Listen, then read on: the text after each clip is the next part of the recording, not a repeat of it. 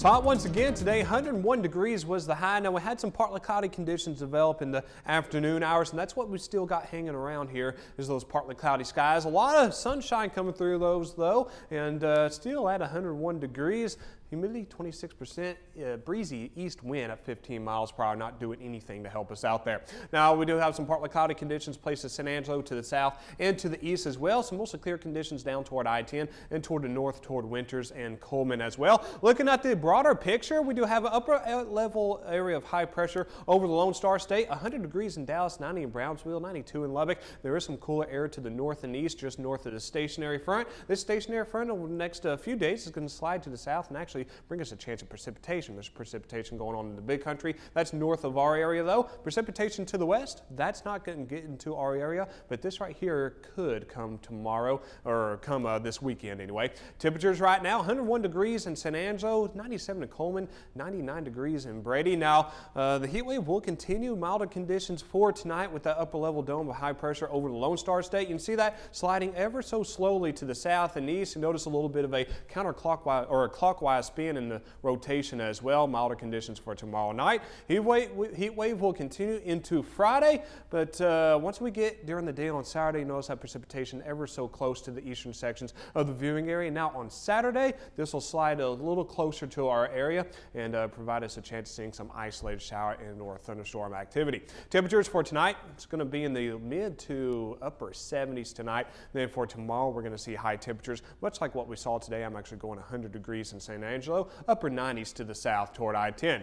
Tonight, 75 degrees will be the low in San Angelo. Partly cloudy skies, a mild night out there. Tomorrow, partly cloudy conditions all day, pretty much exactly like what we saw today, just a degree cooler, 100 degrees for the high. Here's a look at the 3-day forecast, 101 degrees on Saturday. Temperatures getting to the lower 70s for the overnight lows. Isolated shower and storm activity will be possible for all of us as well, but consider yourself lucky if that happens. Then that ridge of high pressure will rebuild back into the area, ridge out just a little bit, and whenever that happens, temperatures go up. So it's looking like 104 degrees cannot be out of the woods come Sunday and Monday of next week.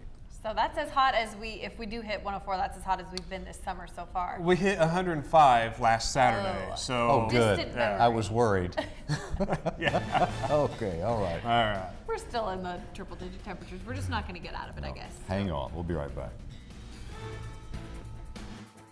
You're watching KIDY Fox San Angelo with Bob Brackeen, Molly Garrity, Chief Meteorologist Barrett Phillips, and Sports Director Manny Diaz. This is Fox News First at 6. OMG, not what you think it stands for. Law enforcement actually used the term to describe outlaw motorcycle gangs. You've seen Sons of Anarchy and the coverage of the Waco Twin Peaks shootings, but as you're about to see, everything you think you know about OMGs is probably wrong.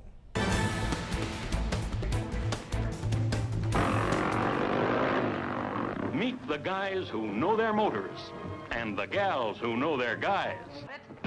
Most of what you think you know about OMGs comes from Hollywood. Don't ever sit on another man's bike. Sons of Anarchy has had a strong 7-season run. Even real OMG members watch it, if nothing else, for a good laugh. I've got a lot of friends who watch that movie show, you know what I mean? And yeah, my wife gets me to watch it, you know what I mean? The way they ride, their pack, I mean, there's so much about it that you don't fly. James, not his real name, has been immersed in OMG culture in East Texas most of his life. Knows the inner workings of the clubs, mostly Cossacks and Banditos in East Texas, and he agreed to give us insight on condition of anonymity. He immediately took issue with our terminology. For starters, we're not motorcycle gangs. Nobody calls them a gang. No.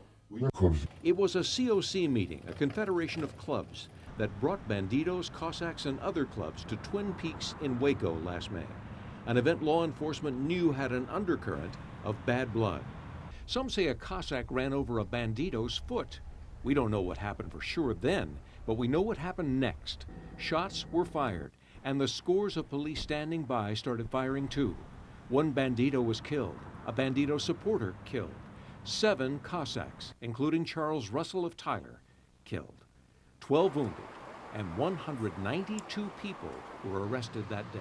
And perhaps a surprising take on the police response that day from our East Texas OMG insider. It saved lives, I believe. Yeah, most definitely. If the fighting or whatever was going on there before law enforcement stepped in, I think it would have got worse. And who are we dealing with here? Cossacks began in Tyler in 1969, very strong in East Texas with clubs across the state and beyond.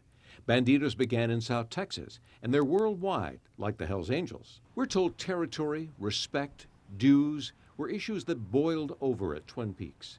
It might surprise you to learn that something as simple as an embroidered patch could hold such power, particularly the lower third of that display, the bottom rocker.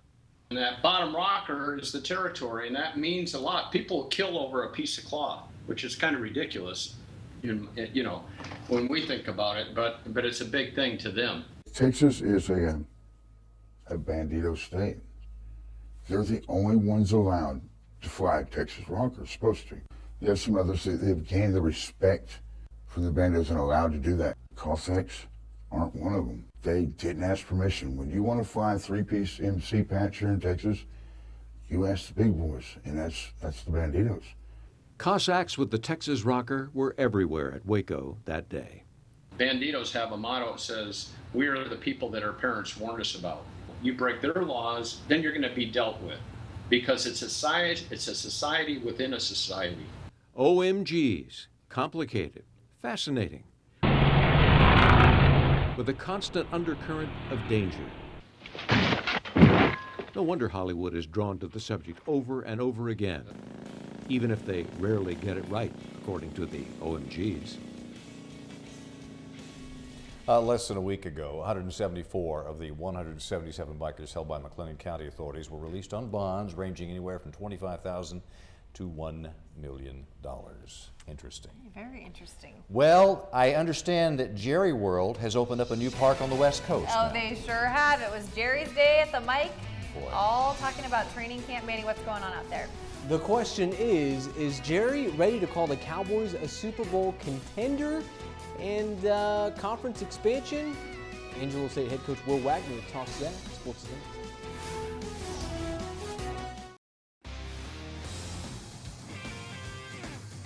Do you consider this team to be a Super Bowl contender in 2015? Well, I think as last year and those recent years, I'm going to keep avoiding it this year. Jerry has definitely learned from years past to ditch that Super Bowl talk. Today was insight into what the fans have been questioning the most.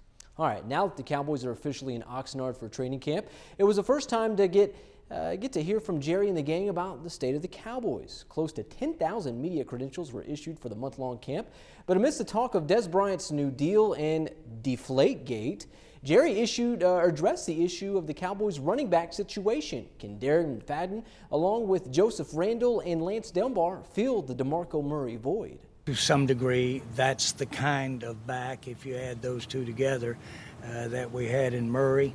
And I think these guys, when you add potential, they give you some of that same potential, both physically as well as their opportunity and their experience to get us there.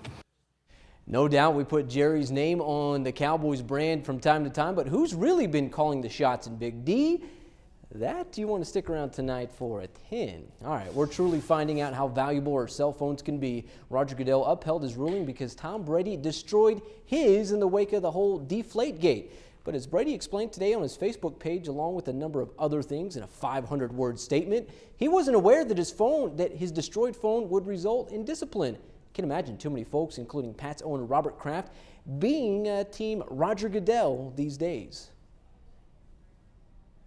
Hands of the New England Patriots and Tom Brady. I was wrong to put my faith in the league. There are those in the league office who are more determined to prove that they were right rather than admit any culpability of their own or take any responsibility for the initiation of a process and ensuing investigation that was flawed. Meanwhile, Jerry Jones was asked about the ruling on Brady today and said he fully endorses the commissioner and thinks he's doing an outstanding job. Well, change is a constant thing, especially in college football. Players transfer or chase their dreams at the pro level. For the Lone Star Conference, it's adding 2 new teams to the mix. So is the change welcomed by the favorite to win the Lone Star Conference? Rex Castillo explains. There's going to be a lot of familiar things when Ram fans come to LeGrand Stadium for the first home game on September 3rd. Guys like Kyle Washington, Clayton Calicut, and Ryan Bird will all be back in uniform. But the one new thing fans will see when they sit in these stands is the Rams play the newest member of the Lone Star Conference. On that season opener, the Rams will line up against the Oklahoma Panhandle State Aggies. The Aggies went 7-3 last season under former ASU and Texas A&M Commerce coach Russell Gaskamp. Along with them, the UTPB Falcons will play their inaugural football season in the LSC.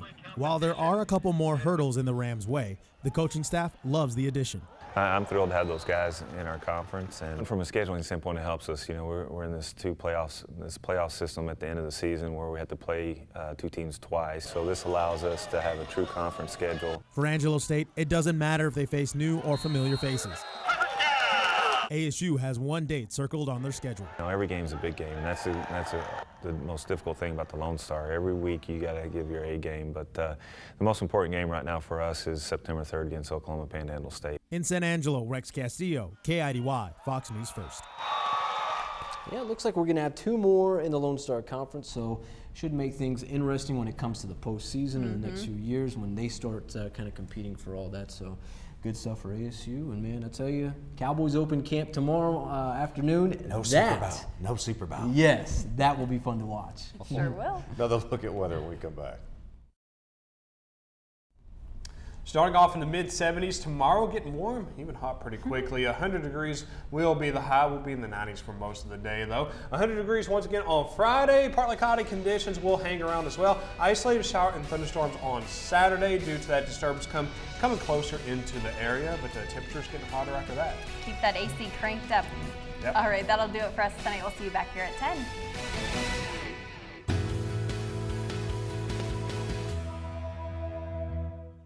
Hairstyles provided by Inspiro Salon.